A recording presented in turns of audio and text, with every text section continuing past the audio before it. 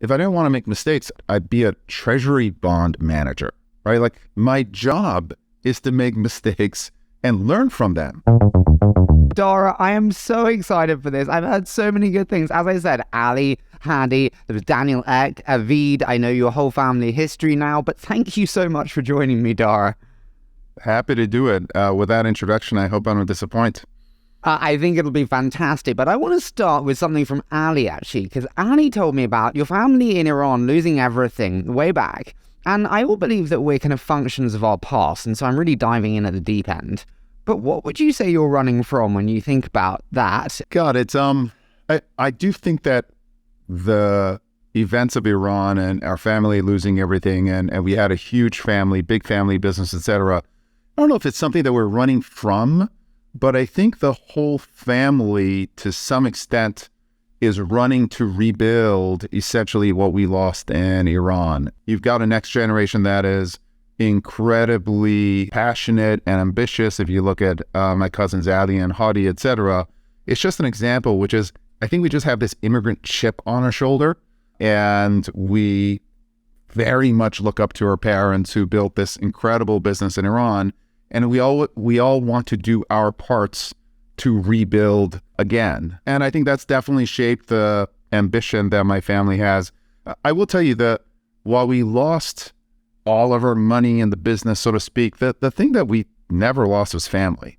And so for me personally, having the family around us, having that sense of love and belonging and protection is something that I treasure. And building that collective and having that shared success, like for example in business, for me is something that really draws me. For me, like, celebrating your success as an individual, it's not nearly as fun as celebrating as a family or a team. So for me, I think family shaped how I look at success. And for me, success is joint success, is shared success. My family actually lost everything too when I was young, and I always equate it. I told you, forget the schedule, we don't really stick to it. For me, when I lost everything, I equated rebuilding with worthiness. When I rebuilt it back, I would be worthy again.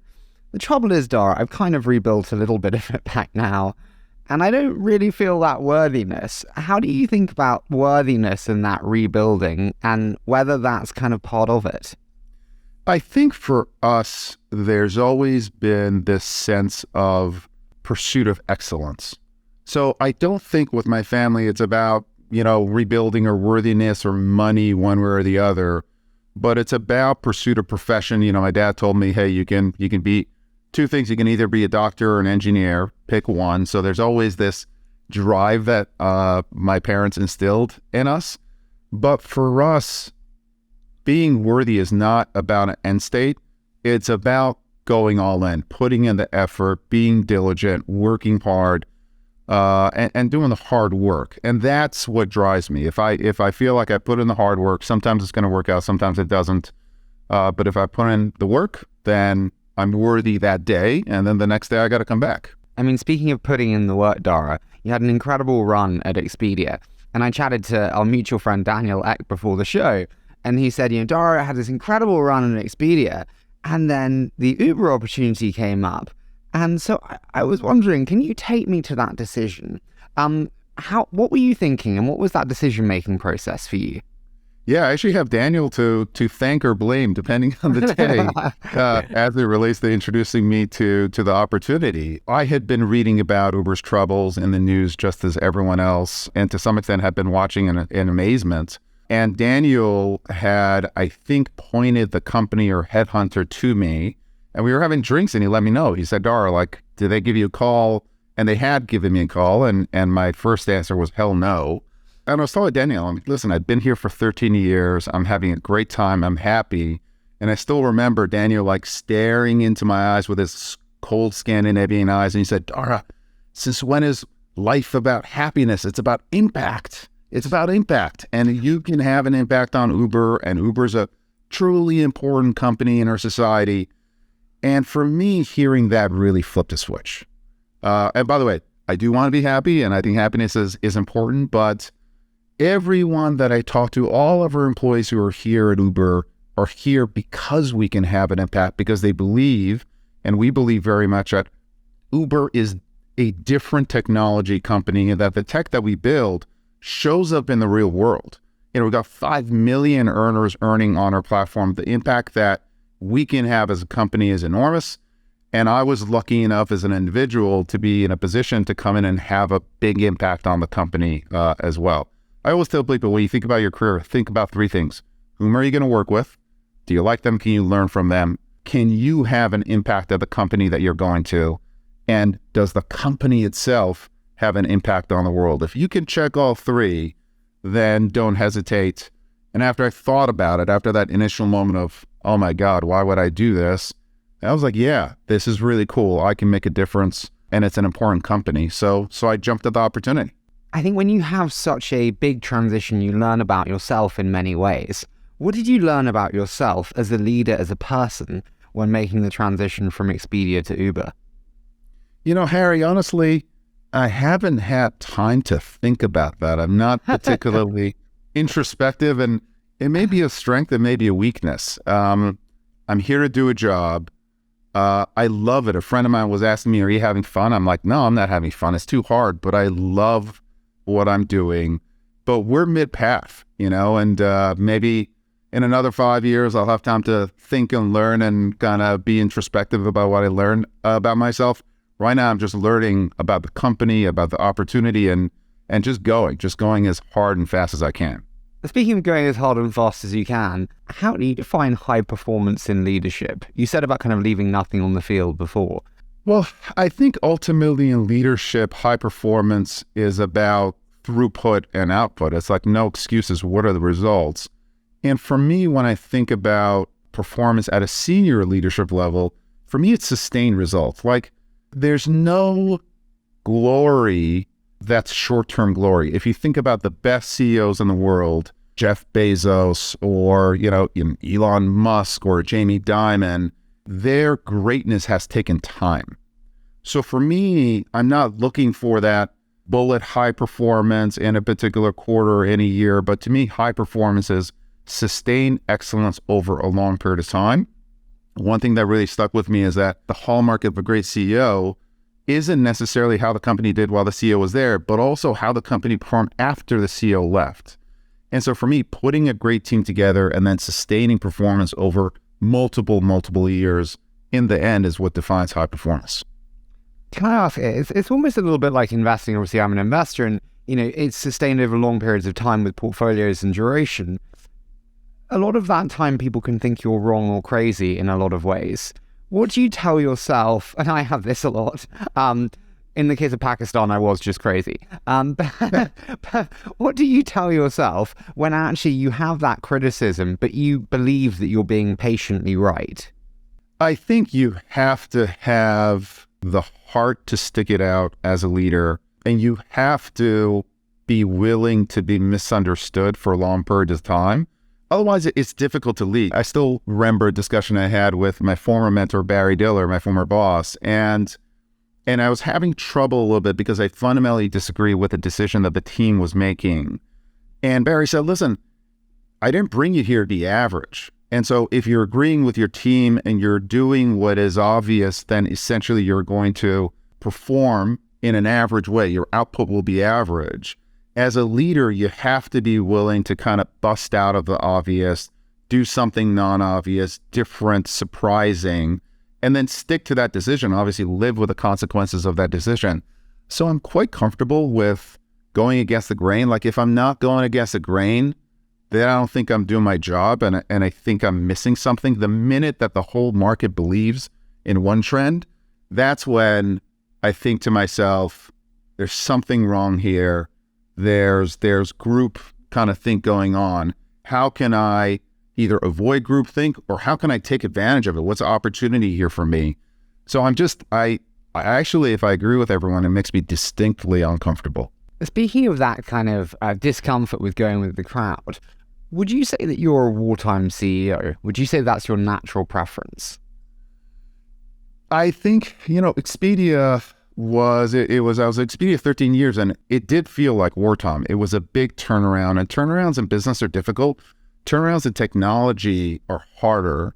And for example, with Expedia, we had to undergo a giant replatforming of the whole technical platform. So you had to keep the business going and then rebuild the technical platform, which was pretty tough. Now, it was wartime, not in the public eye.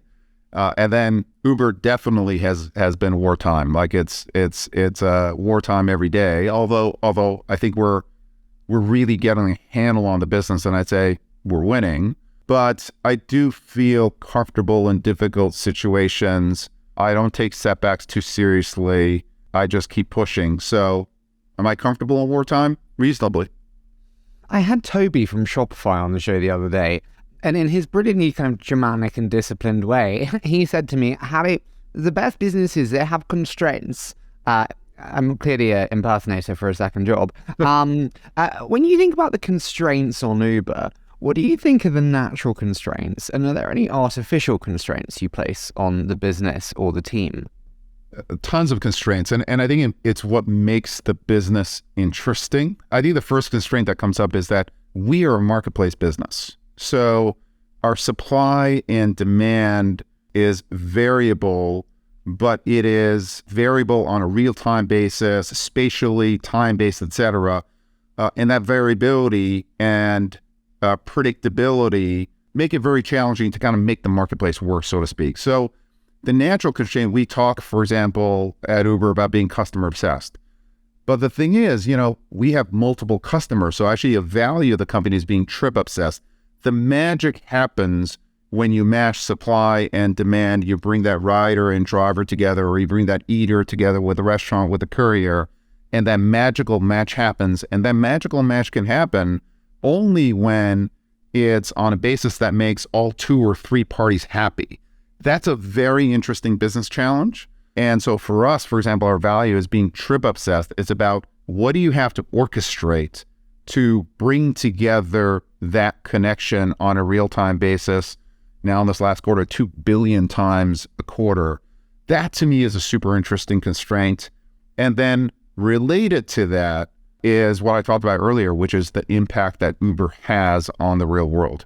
We are an incredibly important entity in terms of transportation in cities, in terms of earning power for over 5 million earners. That's a responsibility that we have to take super seriously. It's a responsibility that we've got to really hold dear and act accordingly. It sometimes slows us down. It sometimes changes decision-making, but I think ultimately it helps us do the right thing and make the right long-term calls versus, let's say, short-term call that might be good for us, but not good for our ecosystem, so to speak. And speaking of making the right short-term versus long-term call and how to balance it, often it's said that the best CEOs are the best capital allocators. Do you agree with that statement? I think from a long-term basis, yes. From a short-term basis, you've got to earn the right to invest your capital. So if you insert capital with a resource allocator, I absolutely agree with that, right? It's up to you to decide where to allocate your resources, where to make bets, where to pull back, et cetera. And then tactically, you've got to earn the right to then allocate capital over the long term. So over a 10, 15-year period, capital allocation becomes really important, but tactical resource allocation and finding the right team to actually execute on those plans, that I think short term is incredibly important. You got to take care of the short term to earn the long term, so to speak. When you think about capital allocation decisions today and what you've made today at Uber, where were you like, yes, we nailed it there and actually we were right? And where were you like, in hindsight, maybe we shouldn't have done that?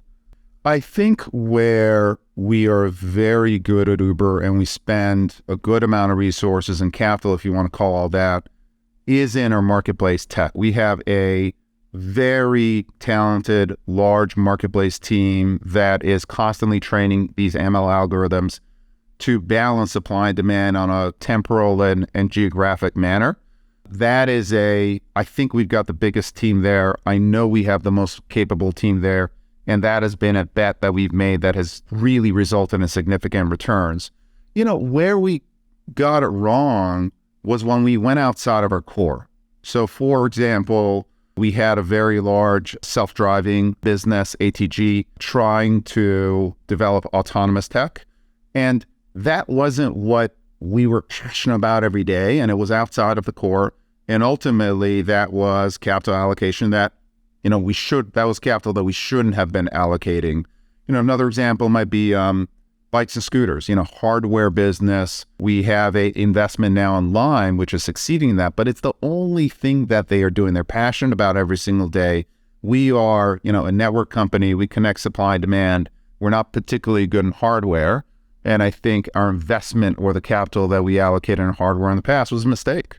How do you think, though, about focus and prioritization? Because, I totally understand that, but almost defending you can't just focus on the core and what's working today, and you have to have an eye for the future and alternative markets and products. So how do you think about, as a leader, that decision between focus on the core today and then adjacent products and future innovation? Well, I think that, and by the way, you always want to be expanding the core, so to speak, right? The investments of tomorrow then defines where the core is going to be 5 years from now. And so for us, those future investments are in places where we believe we have a core skill set or an advantage or a right to win. We built our Uber Eats business essentially organically from a rides business. There are very few companies that have built organically a second business just as large as the base business. And then the Uber Freight business as well. The vast majority of growth there has been organic. And it's because it went to the core of our understanding how to match supply and demand in a real-time basis in a particular city. The extension of that was Uber Eats into a three-sided marketplace, which is eater, restaurant, courier. And then with freight, just like in the olden days when you had to hail a taxi, you had to call a dispatcher. People are still doing that in freight. So we're digitizing that connection as well. Eats and freight are now core, but at the time, they were projects that were outside of core, but they utilized a skill set where it was a core skill set that we had, and as a result, they succeeded. I wasn't sure whether to ask this, but it was from a friend of yours, and so I thought I could, but they did ask to remain anonymous, so they're clearly just terrified. So when you mentioned Uber Eats there, and again, I'm not a journalist, and so this is very un-British of me and very unlike me, but your friend asked, Uber Eats, why does Dara think you lost the lead to DoorDash, and what would you do differently? Well, I think the first thing that I would tell my anonymous friend is that we haven't lost the lead. Uber Eats is actually as big as DoorDash on a global basis. And so when we think about Uber, we think globally, right? And we are the global leader along with DoorDash. They're a very, very good company. And ultimately, I think we could be more profitable because of the platform that we have, because of the breadth that we have in terms of rides and eats coming together. Now, that said, in the US, we made a bet on speed, and we made a bet in the urban centers, right? This is Uber. We grew up in the big cities. And so the natural extension of Uber Eats was in the big cities. And the magic of Uber is push a button and a car shows up in 5 minutes. And so we made a bet on the fastest delivery possible. As it turns out, DoorDash made a bet in the suburbs. They went to where the market was, and the suburban markets have proven to be much, much larger than I think people expected early on. Kudos to them. And they also made a bet on selection, which is the number of restaurants, right? Selection and speed are to some extent inversely correlated. If I reduce the radii and I get you a delivery in 15 minutes, I probably can't show you as many restaurants as if I allowed, let's say, 30 or 45 minutes. So I think the biases that we had, which is coming from an urban rides business that was all about the 5-minute ETA, made us early on bet on the wrong thing. We've since corrected, and we've got, huge selection in the markets in which we operate. And where we learn our business, especially in those international markets, DoorDash and some of the competitors are having a very, very tough time. And we are, the number one player in the vast majority of those markets. So sometimes you win, sometimes you lose. The global game, I think we're winning, and we've learned our lessons locally in the U.S. and we're going to operate accordingly. So just so I understand, so that means then you actually think about increasing selection and then increasing delivery time, because you spoke about the inverse correlation there. Is that the lesson that you take away? Yeah, I think in addition to suburbs versus urban, so we're going after the suburban markets. But what we found is that as long as you're accurate in the prediction of the delivery time, as long as you let the person know, Harry, your delivery is going to come in 35 minutes. If it gets to you in 35 or 40 minutes, most people are fine with that because then they can plan accordingly. And so the trade-off of, hey, should I give you 100 restaurants in 25 minutes or 200 restaurants in 35 minutes with a predictable ETA, the latter wins. And that has definitely been a lesson for us. What's the best market for Uber Eats? The biggest market is still the US, but I'd say the best market is probably Australia or France. I'd say it's a toss-up between those two, although I think Taiwan would object too. So call it Australia, France, and Taiwan are all terrific markets for us. Overall for Uber, I'd say Australia is the best market. We are very, very strong both on mobility and on delivery. We've introduced a membership program, Uber One, where you can get a discount on both. And those two services together, especially in Australia, are doing very well. If the world looked like Australia, it would be a real home run for us at Uber. I do have to ask you mentioned kind of the globalization. You acquired Careem. Talk to me about the decision-making process there. And another anonymous friend, in hindsight, are you happy you made the acquisition? Yeah, very happy. I mean, for me, it was a bet on Mudassir and Magnus, who were the founders at Careem, and they're still with the company. They're incredibly talented entrepreneurs. And Careem actually early on was looking to build a mobility business, delivery business, and a payments business in the Middle East.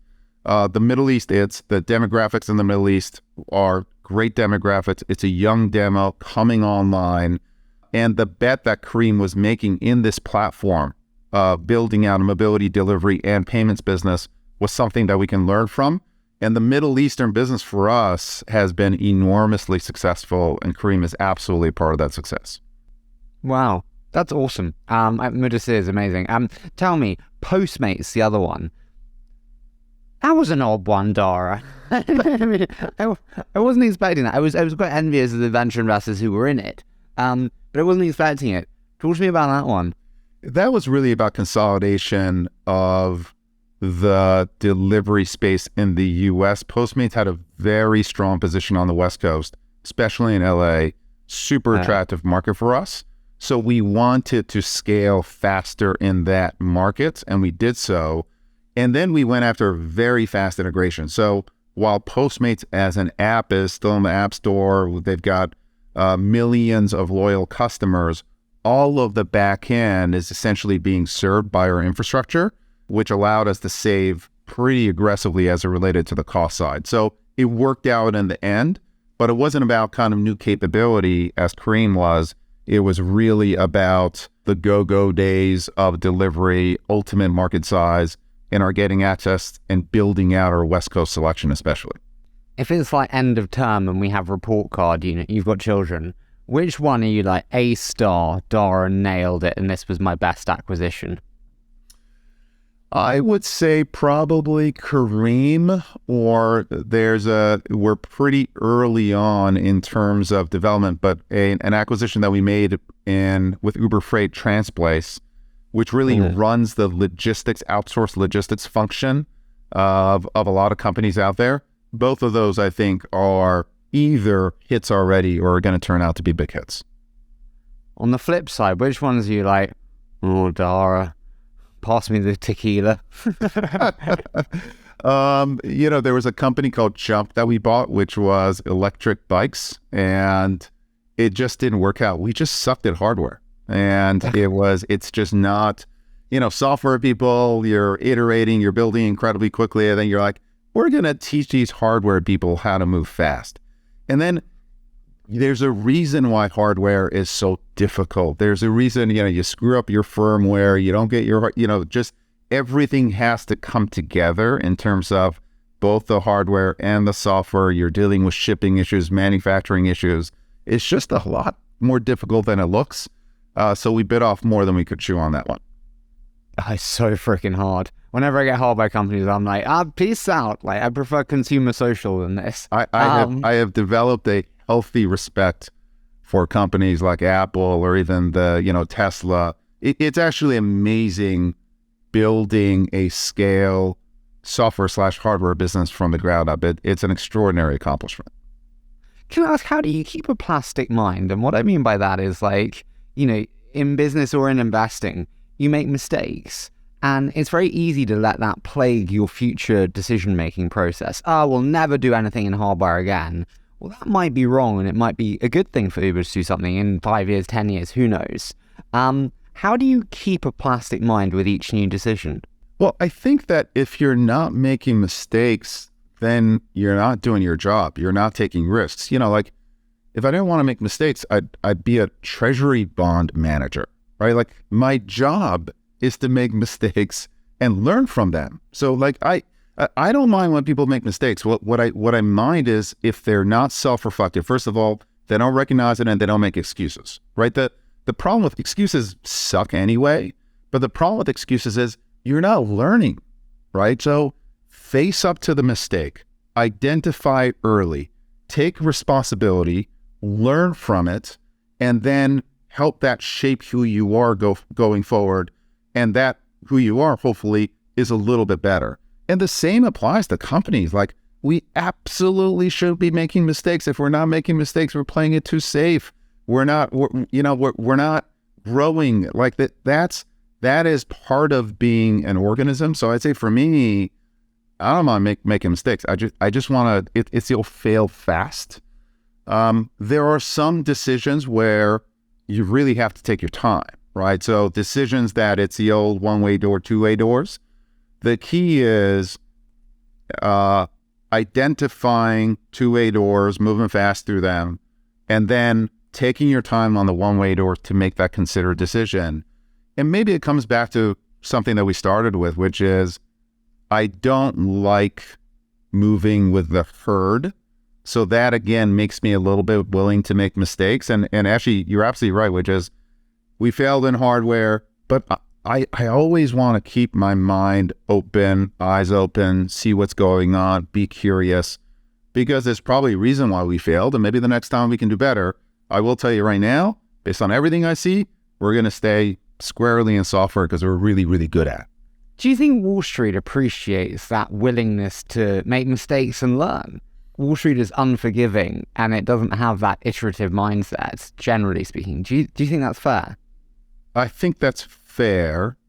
The translation layer to that decision-making by Wall Street is the financials that you report on a quarterly basis. Does it make sense on a theoretical basis to have more volatility but more growth? That does make sense on a theoretical basis, but capital allocators hate uncertainty, right?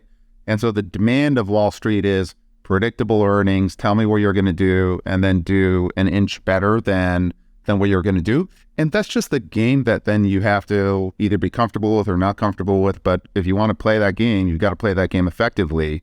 So I think as it relates to mistakes is we always go in with a cushion. And so there's, I guess the way I put it is there's a budget of mistakes that I can make, and I can't kind of overspend on my mistake budget. And as long as I'm staying within my mistake budget, I'm doing well. And by the way, if I'm not spending my mistake budget, then probably I'm not learning enough. I'm not going fast enough. It's that balance that you got to figure out. And it's part of the art of being a public company. Some parts of it suck, but some parts of it are really fun. So you're not going to buy my hardware startup? Is that what you're saying? Not tomorrow, at least. Right. But, send me the pitch, Harry. I'll take a look. I'll take a look at anything. You mentioned the one-way door, two-way door there. My only pushback would be, or not even pushback, but I had the amazing CMO from Facebook, Alex Schultz, on the show recently. He said, actually, there are so few decisions that are actually one-way door. Like, all acquisitions are kind of two-way doors. It's okay. What's a one-way door, do you think?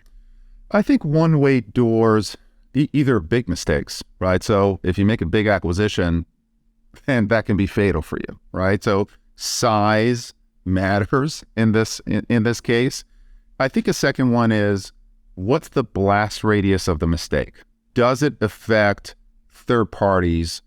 And what's the appetite for those third parties to recover, let's say, from that mistake. An example that I'll give you is we've actually slowed down in terms of some of the velocity of features that we ship for our earners, right? So we're iterating constantly as it relates to eaters, riders, et cetera, trying X out or trying Y out. But as it relates to earners, this is how they're making a living. This is how they're earning. And we've got to be more careful in terms of earner-facing innovation because of the possibility of making a mistake. And a mistake for an earner is, hey, they didn't get paid the way that they thought they were going to get paid. Or you've changed something about your pricing or routing algorithms. And many earners, they're on the platform 20 hours a week, 40 hours a week. So the blast radius, the consequences of the mistake is bigger. And there are third parties that you really have to take care of. These earners are incredibly valuable to us. So that, is it a two-way door? Sure it is. But there's a lot of friction in going back, which makes you more careful and caring in how you build in those circumstances. Can I ask, when you have those one-way door decisions, you sit on your own as CEO, but very often there's a person that one calls. I have someone when times are really hard, and they know it's like when they get the call from me, it's like, oh fuck. Who do you call when you have those one-way door decisions? I'm lucky enough actually to have someone that I don't have to call, which is my wife. I just talked to her. She really helps me out in thinking about issues. I mean, definitely people issues. I've made it a rule if I hire someone, I'm always going to have her meet this person because she's an incredible judge of people. And then actually on business issues. What do you think makes her an incredible judge of people? Is something where I suck? I love people in general, and I'm always going to look at your best side. She takes a much more judgmental view of people, and she's got a very high bar for her, people that she engages with. She just is able to call bullshit in 0.1 seconds. And so I think that actually, I like people I want to like you. I want to believe in you. I want us to do something really cool together. That's my natural bent. And so she really helps me. And she can be critical. She's sometimes critical of me and herself as well. But we're great partners. And even on business stuff, I talk through business issues with her. And listen, if you can't explain simply deep business issues or even deep technical issues, one of the things that I always look for in terms of engineering and technical talent is I'll ask them questions, and if there are some of them that try to use their technical talent to lord over you, as power over you. They demonstrate to you how much smarter they are than you. And then there's a different kind of person who explains things simply. They want you to understand. They want to share their knowledge. That latter kind of technical talent is a kind of technical talent that I'm looking for, which is tell me why, tell me how this works. If they are able to simply explain a deep technical problem, then they've got clarity of thought and they're generous in terms of their information sharing, which is something that I'm looking for. So most of the time I talk to Sid, she helps me out. I talk to my chairman, Ron Sugar, Barry Diller, a couple of other folks as well. But I'd say my top advisor is my wife. You've got some brownie points for that one. Can I ask, my question to you is, you mentioned there about kind of trust and team. Do you start with full trust and it's there to be lost? Or do you start with no trust and it's there to be gained? And how would you advise on that? I start with full trust, and hopefully you can deserve that trust. I mean, I give a good amount of autonomy to my team, and then I hold them accountable. And again, accountability doesn't mean don't make mistakes, but it means moving fast and taking responsibility for those mistakes and then learning and iterating and getting better every single day. Do you ever lose your shit, Dara? I do. I don't lose my shit. I'm pretty calm, so my wife calls me a robot. I'm pretty level-headed, and it's helped me in life sometimes to a fault. So I don't lose my shit, but I'll get pissed off once in a while. You mentioned your wife many times. This is something that I'm looking to learn over time. What's the secret to a great marriage, do you think? first of all, I'd say every marriage is different, but what really works for Sid and me is that we're in love, but we're in like we like each other a lot. We hang out together, we laugh. And I've seen lots of couples who are in love, but they don't like hanging out as much. You know, the husband will go play golf on the weekend. I'm like, no, I want to spend time with my family on the weekend. So I think the secret for us, at least, is that we like each other. We like each other a lot. You mentioned family there. I also think bluntly parenting is one of the greatest joys in life. What does being a great father mean to you, Dara? Oh, I'm still figuring that out. The CEO shit's easy. Exactly. These are tough questions, and you can't iterate with kids because it's a giant one-way door.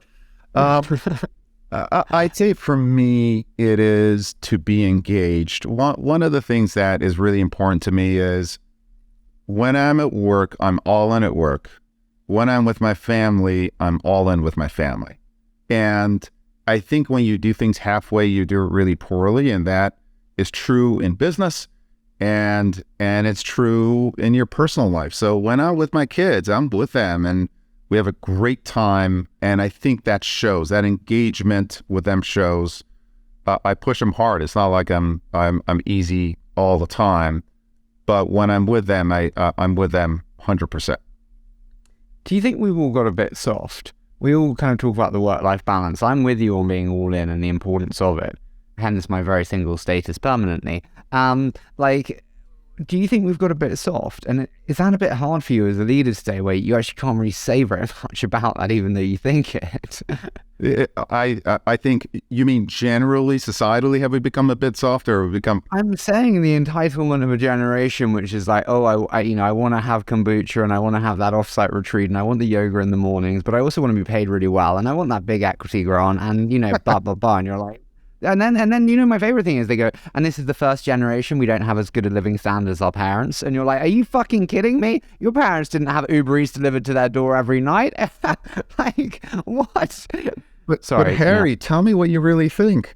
No, it's listen, I agree. I think that I'll start with parenting, which is I was actually much too soft with my kids as a parent, and it wasn't doing them any favors.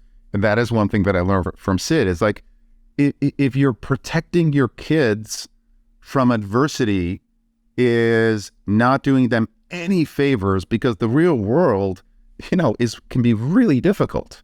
And I think the same applies with our generation, which is, have we gone too soft? Yeah, of course we've gone too soft. I mean, it's about adversity. It's about discomfort, making mistakes. All of these things are going to shape you going forward. I think it's easy to generalize in terms of how we become too soft, but I like the people that we see at Uber, and I think they're capable, they work hard, they rally to their occasions, but sometimes I do feel like the old crummy guy who's criticizing the new generation. But I think they'll be fine.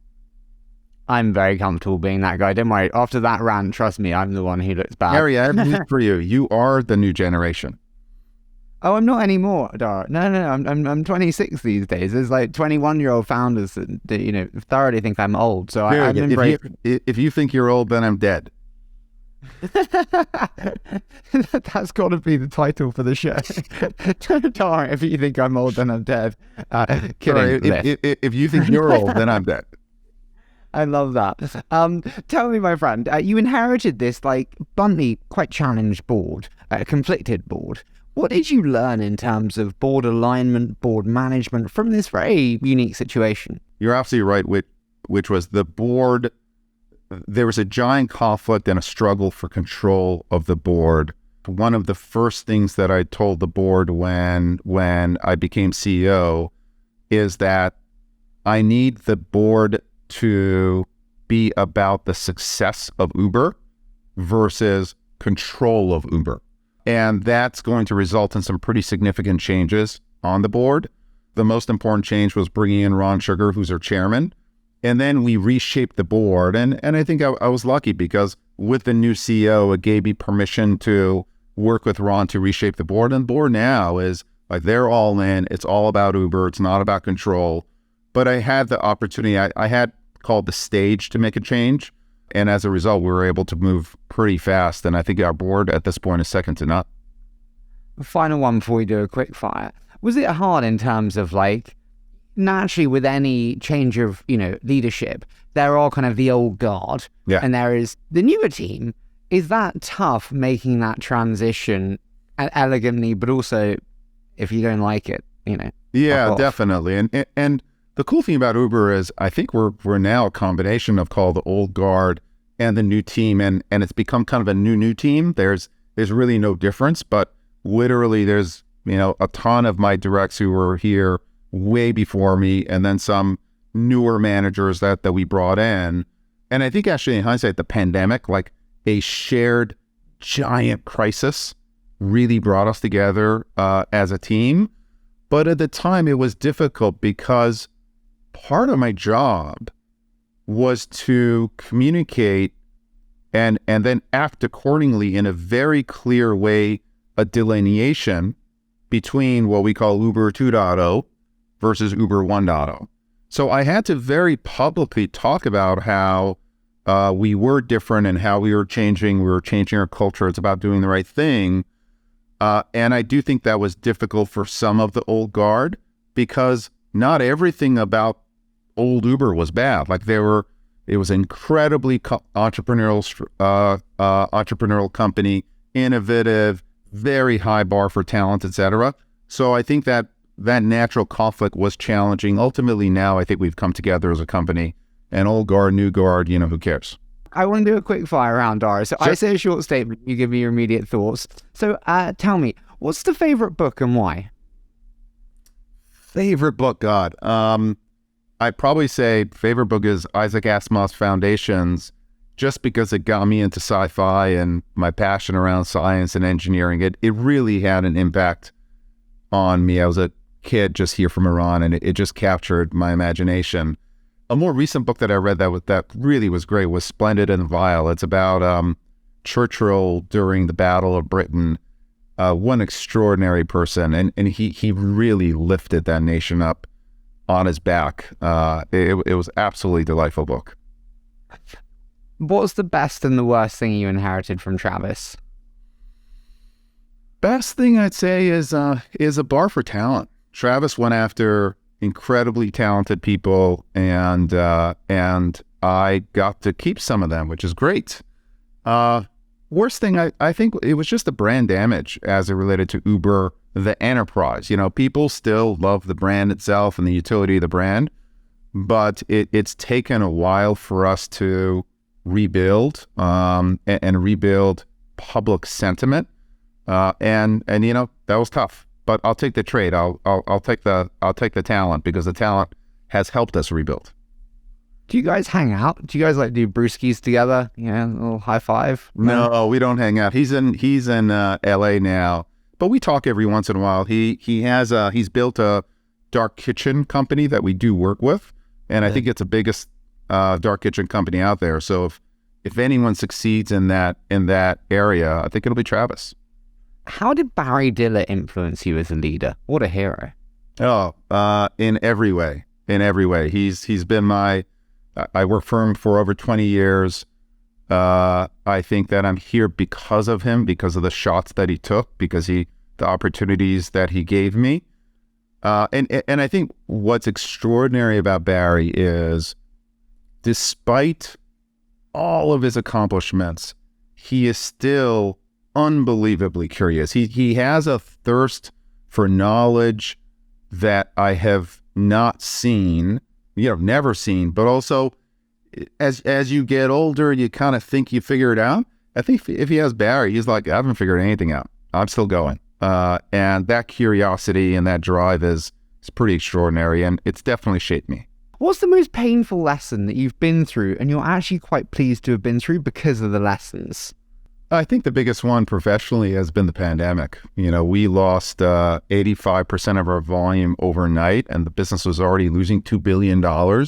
It was a incredibly important moment for us, and we took some really tough medicine in terms of selling certain businesses, in terms of significant layoffs for the company. But I think it allowed us to come out lean and mean and focused, allowed the Uber Eats business to really expand in an extraordinary way. And I think we're coming out of the pandemic much, much stronger than we were going in.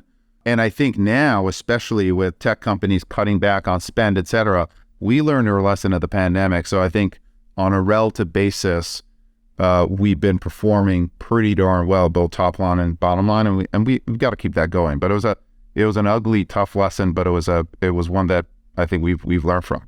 You can call Dara the night before your first day as CEO of Uber and give him some advice. What advice do you give him? Go faster. Go faster. It's just, in hindsight, I didn't know what I was getting into. I needed to meet everyone. I needed to get input. But I think that my decision-making could have been faster right up front. It's hard. What's on your tombstone in terms of one word? So like mine is persistence, clearly. Oh, God, I don't want a tombstone. I want like a big-ass oak tree that people can, sunbathe beneath and read a book. Now, I'm not interested in a tombstone. What's carved into it? A word that describes you best? Survived.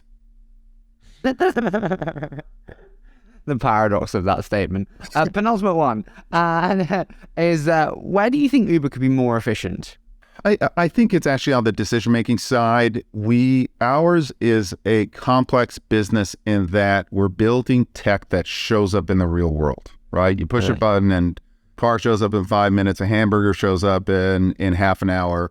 There's a lot that needs to happen to orchestrate all of that in an artful way without any mistakes.